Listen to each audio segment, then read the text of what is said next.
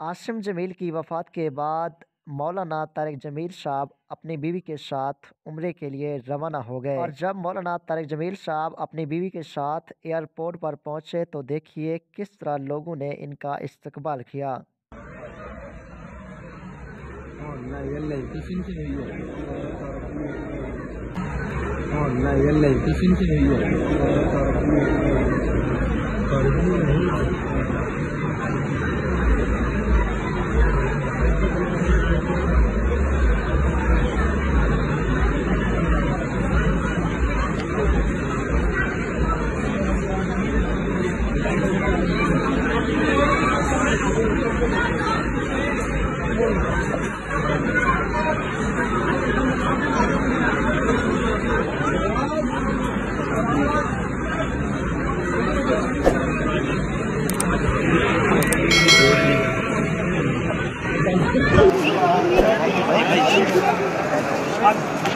ایک دو پکچر تم لے پھر میں اپن تیرے لوں گا۔ ٹھیک چلو ایک منٹ